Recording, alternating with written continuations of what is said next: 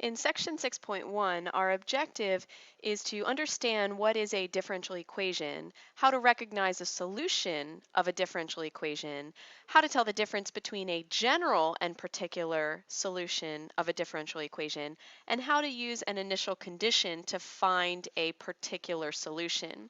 We will get more into the solving component of the differential equations in the next section. That is going to be a part of this. So first of all, let's remind ourselves, what is a differential equation? Differential should sound familiar to you because we've used a lot of that word when we say differentiable. Remember, that means able to take the derivative. So differential has the sound of derivative in it. In fact, a differential equation is an equation containing derivatives. How many derivatives doesn't matter, but it contains derivatives. For example, an equation that goes dy dx equals 5x, that's a differential equation because it has a derivative in it, dy dx. In fact, this is a differential equation that we call first order because it has a first derivative in it. Another example would look like y double prime plus y prime equals 2. This is also a differential equation because I see derivatives.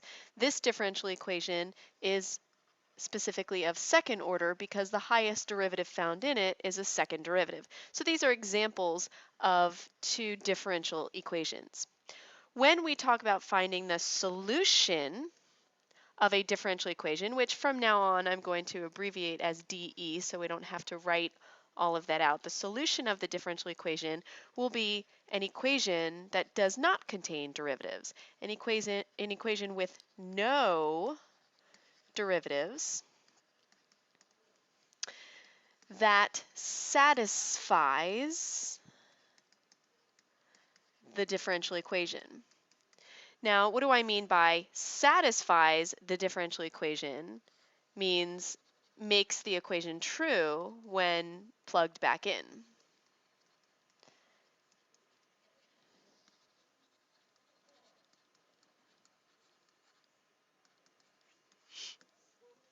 For example, we would say on a more simple scale, as we learned algebra, we would say that x equals 3 satisfies the equation 2x plus 1 equals 7. Well, why is that? Because when we take x equals 3 and plug it into the x, 2 times 3 plus 1, well, 2 times 3 is 6, and 6 plus 1 is 7, so that makes the equation true. That's what I mean by satisfies the equation. A general solution is the solution to the differential equation that still contains the plus c, or any other general constants. The particular solution is the solution of the differential equation where we know the c. There's no general constants left in there. The solution of the differential equation with no plus c. So we know what that value is. So this has no plus c, this has the plus c. It has the general constant, it doesn't have the general constant.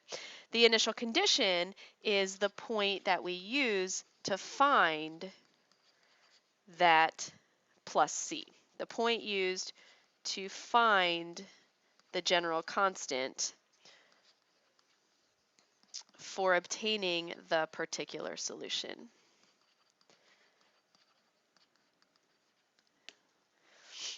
Let's look at some examples and it'll begin to make more sense. Determine whether the function is a solution of the differential equation y double prime minus y equals 0. I see I have a second order differential equation, which means I need two derivatives, or rather a second derivative to plug into this differential equation. So I start with y, I do y prime, and I do then y double prime. So the derivative of cosine x is negative sine x.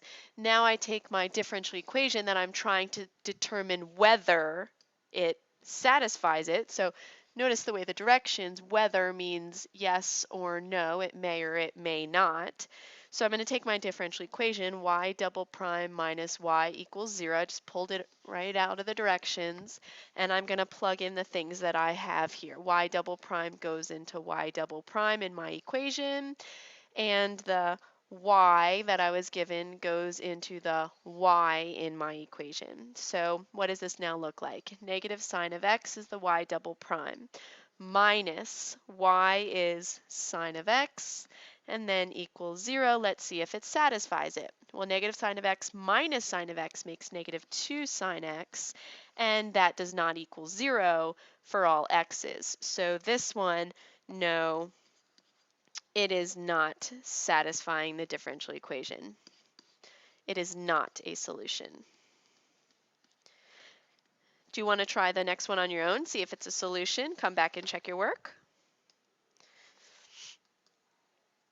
So again, I need two derivatives. Now remember, c is a general constant, so the derivative is c e to the x. Second derivative, therefore, is the same.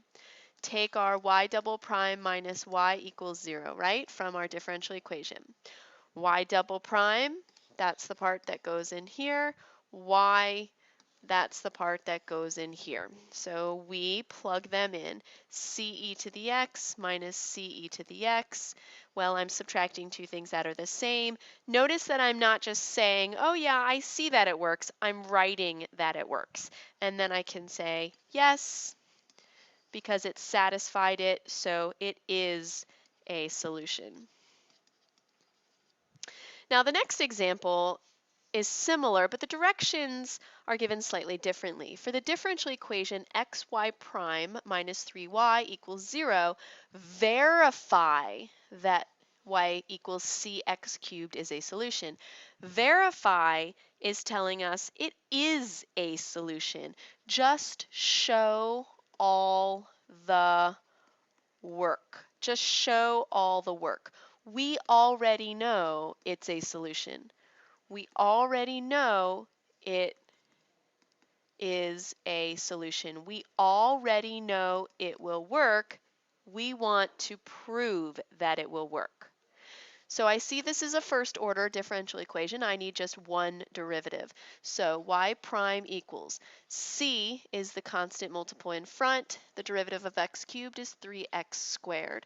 So simplifying this is actually 3cx squared. Now I'm going to take my differential equation from the directions xy prime minus 3y equals 0 and plug in my derivative.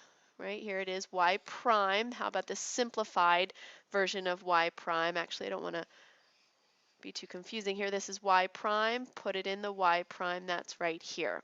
So we'll say x, and then the y prime is 3cx squared minus 3 times the y was given up here, cx cubed equals 0.